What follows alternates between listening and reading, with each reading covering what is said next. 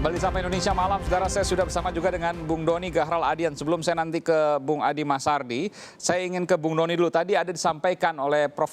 Azumardi Azra bahwa ada penegakan hukum yang dirasa tidak berimbang. Ketika pro pemerintah maka ketika menyerang pemerintah maka cepat prosesnya. Tapi kemudian ketika mengkritik, mengolok-olok oposisi misalnya, maka prosesnya lebih lambat, bahkan tidak diperiksa. Bagaimana kemudian pemerintah menjawab ini dari KSP, Bung Doni Gahral Adian? Saya kira tidak ada diskriminasi ya. Semua akan diproses ya bila mana memang ada bukti-bukti yang cukup solid ya dan bisa bertanggungjawabkan. Itu jaminan dari istana karena Anda bagian dari lingkaran istana. Betul, dan setiap kasus kan ada kompleksitasnya masing-masing. Ya, tidak bisa kemudian semua diproses dengan kecepatan yang sama begitu. Tapi yakin bahwa tidak ada yang namanya tebang pilih, diskriminasi dan lain sebagainya. Semua diproses karena semuanya sama di mata hukum. Prof. Azumardi, silakan. Ya, ini ada kasus memang satu orang yang tadi Mas Doni yang sampai sekarang itu masih dipersoalkan oleh sebagian ya. Ada seorang buzzer atau influencer yang mengatakan pesantren itu sarang radikalisme. Nah, satu pesantren di Sukabumi dan di Jawa Timur itu komplain dan melaporkan kepada polisi, kepada reserse kriminalnya, tapi tidak dilakukan tindakan apa-apa. Nah, ini yang mereka itu merasa bahwa perlakuan polisi ini nggak adil. Kalau giliran kita yang melaporkan soal Islam, soal pesantren dituduh seperti itu, polisi seolah-olah mengabaikan saja, tidak melakukan tindakan apa-apa. Tapi kalau misalnya mengkritik pemerintah misalnya atau mungkin menyinggung Presiden Jokowi atau semacamnya, cepat orangnya dipanggil oleh polisi. Kira-kira begitu. Itu yang beredar, feeling yang beredar di masyarakat seperti itu, Mas Doni. Dan ini kemudian bisa digoreng kemana-mana termasuk oleh kawan-kawan dari Bung Adi Masardi bahwa kalau seandainya seperti ini berarti komunis begitu. Silakan. Ya, silakan Mas Adi. Bung Doni silakan. Bung Doni. Nanti saya berikan kepada Bung Adi. Ya, jadi saya kira seperti katakan tadi tidak ada tebang pilih, tidak diskriminasi. Bila mana memang ada proses yang lambat, ya saya kira itu akan menjadi atensi. Ya, ada kenapa kemudian lambat, ya. Kompleksitas kasusnya seperti apa, apakah ini bisa segera diusut atau tidak, tapi yakin bahwa tidak ada tebang pilih, semuanya akan diproses ya sesuai dengan peraturan. Baik, intinya istana berkomitmen ketika ada sesuatu yang memang janggal maka istana tidak mencampuri urusan hukum tapi kemudian melihat bagaimana kasus sesungguhnya, karena ini tidak bisa didiamkan ketika ketika kita bicara soal kampanye pada waktu lalu kemudian sekarang tidak ada perubahan yang signifikan, maka ini sungguh menjadi pertanyaan, Bung Doni. Ya, jadi sekali lagi ya kita harus bicara dalam koridor hukum ya, jangan kemudian ditafsirkan secara politis begitu. Ya, jadi kita ada kasus kemudian ternyata memang ada bukti-bukti yang lengkap dan cukup solid, ya pasti akan diusut secara tuntas. Ini proses penegakan hukum itu yang kemudian disampaikan oleh lingkaran istana. Ada yang sulit, ada yang mudah. Meskipun nanti kita akan melihat tentu masyarakat punya penilaian atas hal ini. Saya ke Bung Adi Masardi. Saya ingin pertanyaan tadi, pertanggungjawaban Anda. Di mana Anda bisa mengatakan bahwa bukti ketika kemudian ia memusuhi agama, maka ia pasti komunis. Ketika ia kemudian ada kaitan ke pemerintah yang kemudian memusuhi agama dan dibiarkan, maka disitulah kemudian ada potensi komunisme. Kan bisa ada yang lain, Bung Adi. Jadi begini, Aiman, saya ingin meluruskan apa yang Aiman tangkap. Bahwa saya sampaikan tadi adalah bahwa sejarah Indonesia mengatakan bahwa yang mengolok-olok Islam, mengolok-olok agama itu pernah dilakukan oleh komunis selama bertahun-tahun ketika mereka dalam masa jaya, terutama awal tahun 60-an. Sehingga kemudian muncul di kalangan umat Islam. Kalau yang mengolok-olok Islam, mengolok-olok agama itu kemungkinan besar komunis. Dan kalau muncul Islamfobia, maka akan muncul komunistofobia. Jadi kalau pengolok-olokan Islam ini terus dikembangkan, maka komunistofobia juga akan terus berkembang. Ini tidak bisa diingkari dan kita tidak bisa mencegah juga pandangan ini. Nah, kemudian yang kita lupa ini adalah bahwa dulu PKI itu memang kekuatan partai komunis terbesar kedua di dunia setelah Cina ya. Dan afiliasi PKI ini kan kepada Cina, kepada Partai Komunis Cina. Nah itu kita bisa atasi. Ya, itu 50 tahun yang lalu, tapi kan kondisi geopolitik berubah, Bung Adi. Nah geopolitik berubah, tapi kita lupa bahwa Cina itu ketika di bawah pengaruh Deng Xiaoping sampai Jiang Zemin, itu masih konsentrasi di Oke. kapitalisme. Pertanyaan saya sederhana deh, begini. Saya yakin bahwa memang ideologi tidak akan pernah mati, ideologi manapun, tapi belum tentu laku di masyarakat. Pertanyaan saya, apakah ideologi komunisme di Indonesia semakin kuat? Kita tidak tahu juga karena kita belum pernah mengecek juga. Cuma kita melihat bahwa ada indikasi kekuatan komunis itu menyusup di mana-mana. Contohnya, argumentasi Anda? Contoh yang paling konkret seperti yang disampaikan juga oleh teman-teman dari NU, Muhammadiyah, dan lain-lain mengenai masalah munculnya undang-undang HIP yang kemudian diganti undang-undang BPIP yang isunya, yang didengarnya adalah akan mengganti ketuhanan Maha Esa menjadi ketuhanan yang berkebudayaan. Ini kan mengganggu. Begitu ada muncul persoalan ini. Saya tidak memahaminya seperti itu sesungguhnya, tapi saya berikan kesempatan kepada Bung Doni Garaladian. Begini, saya bukan menafsirkan, tapi yang ada di masyarakat itu pandangannya seperti itu, dan kita tidak bisa juga mencegah apa yang di dalam pikiran masyarakat kecuali pemerintah mengubah persepsinya soal Pancasila. Masa seorang Adi Masardi kemudian mengikuti pandangan yang salah di masyarakat dan kemudian mengkampanyekannya? Saya tidak pernah mengkampanyekan, saya menangkap ini. Nah, ini dengan Anda menyebutkan di tempat publik ini kan berarti Anda juga mengkampanyekan. Anda tidak menyangkal atas kemudian hal tersebut adalah bukan sesungguhnya seperti itu. Nah, kami kan menyampaikan ini yang ada di masyarakat agar ditanggapi oleh pemerintah. Kita kan nggak bisa ngapain, kita bukan pemerintahan. Jadi apa yang ada di masyarakat kan kita angkat. Seperti apakah Kompas kemudian ikut mengkampanyekan ini kan juga enggak. Kita hanya mengangkat persoalan agar diselesaikan oleh orang-orang yang punya kewenangan menyelesaikannya. Kita bertukar ide. Anda punya argumentasi, saya punya argumentasi, Prof. Azul Mardi Azra punya argumentasi, Bung Doni punya argumentasi, dan kemudian kita adu argumentasi kita. Silakan Bung Doni. Baik, jadi kita terlalu bermain dengan persepsi dan asumsi ya. Jurnalis Amerika Farid Zakaria pernah menengarai ya Islamofobia yang berkembang di masyarakat Amerika, terutama pasca 9/11.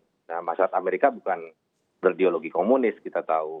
Jadi ketika ada yang Islamofobia tidak bisa serta-merta dituding komunis. Yang kedua, ya kita tahu bahwa organisasi PKI itu organisasi yang sudah terlarang, sudah puluhan tahun dilarang, ya. Dan tentu saja saya kira isu kebangkitan ini ya sesuatu yang tidak masuk akal, begitu. Tidak masuk akal karena tidak ada argumentasinya.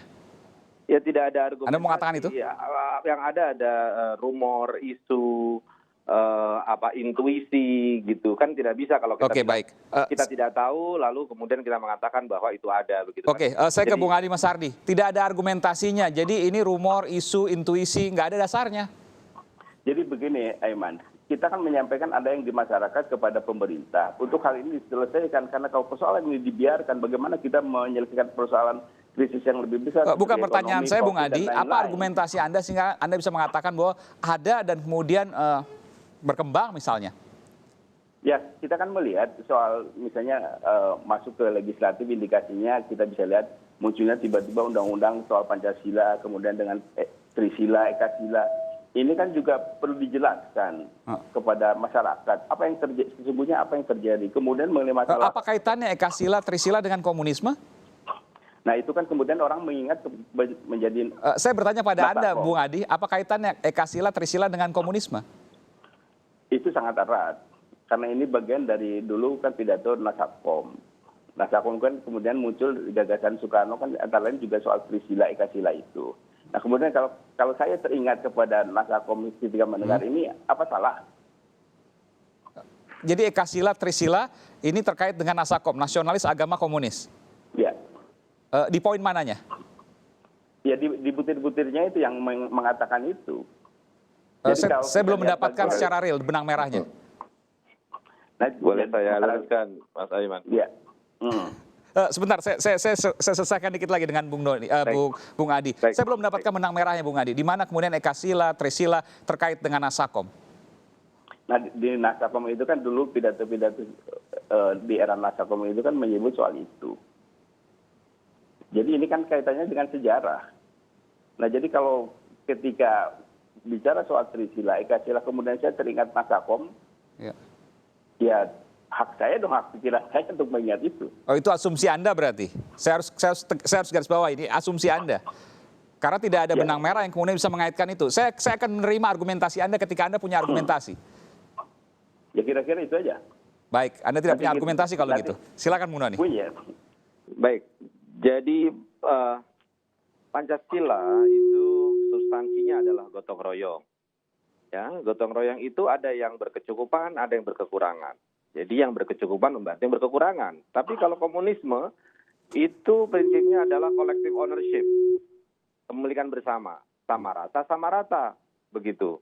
Jadi berbeda 180 derajat gitu. Kalau kita kemudian menyampulkan bahwa HIP itu kemudian komunisme. Jadi ada dua hal yang bertabrakan begitu. Pancasila prinsipnya adalah gotong royong, tetap ada kesenjangan sosial, tetapi kesenjangan ini disempitkan dengan solidaritas, dengan keadilan sosial, dengan berbagai program-program seperti BPJS dan lain sebagainya. Itu Pancasila begitu. Tapi komunisme itu sama rata, pemilikan kolektif.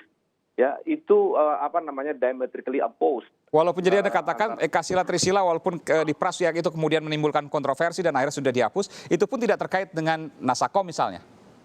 Iya, kalau kita bicara secara lebih mendalam, kita akan menemukan dua hal yang sangat berbeda begitu. Ketika kita scrutinize kedua pikiran itu, maka dua itu tidak bisa dipersatukan, dua itu berseberangan begitu. Jadi tidak bisa disimpulkan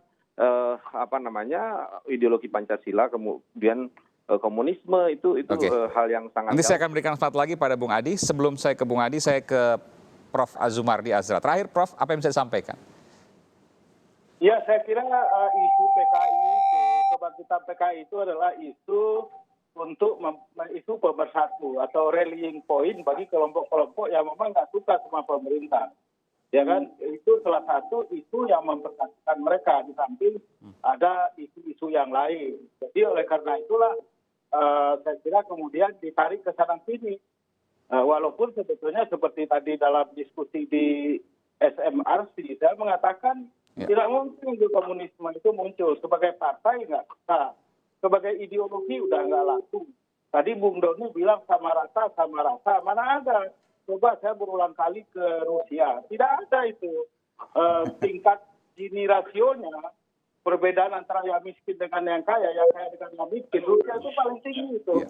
Kalau kita pergi ke China, RRC, yang kita lihat itu semua gedung-gedung yang lebih gagah, lebih bagus dari gedung-gedung di Eropa. Lebih bagus dari Eropa. Baik, ini ada suara yang kemudian. Itu ya nggak bisa lah. Jadi itu hanya isu untuk bisa mempersatukan, menggalang ya orang-orang yang memang punya ketidaksukaan atau oposisi sama pemerintah. Salah satunya itu komunisme itu yang menjadi isu. Tapi ya menurut saya sebetulnya tidak ada peluang bagi komunisme PKI untuk bangkit lagi di Indonesia.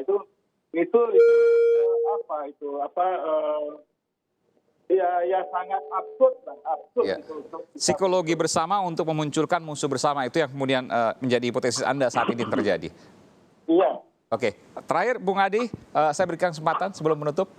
Jadi saya ingin mengatakan begini, bahwa isu komunisme itu faktanya ada di masyarakat dan ini harus segera diselesaikan. Bagaimana cara menyelesaikannya? Pemerintah punya cara, ada hukum, ada yang lain-lain. Tapi kita juga tidak bisa berlindung hanya karena ada TAP MPR yang melarang ajaran komunisme, kemudian kita juga lalai terhadap komunisme. Karena ingat, KKN juga ada TAP MPR yang dilarang korupsi, nepotisme, tapi kan itu juga marak.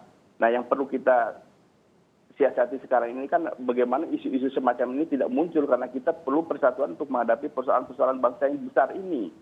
Jadi jangan juga kemudian menyepelekan soal buzzer-buzzer itu yang membuli para pengkritik pemerintah, kemudian mengorok agama dan didiamkan. Jadi menurut saya hal ini bisa diselesaikan dengan penegakan hukum yang adil. Jadi kami ini ingin mengangkat persoalan-persoalan yang harus diatasi bersama sebelum memasuki persoalan-persoalan yang lain Baik. seperti ekonomi dan lain-lain. Baik, terima kasih Bung Adi Masardi dari kami Koalisi Aksi Menyelamatkan Indonesia, kemudian Prof. Azumardi Azra, cendekiawan Muslim, yang juga Guru Besar Universitas Islam Negeri Syarif Hidayatullah Jakarta, dan Bung Doni Gahral Adian, Kantor Staf Presiden Republik Indonesia Lingkaran Istana. Terima kasih Bapak-Bapak, selamat malam.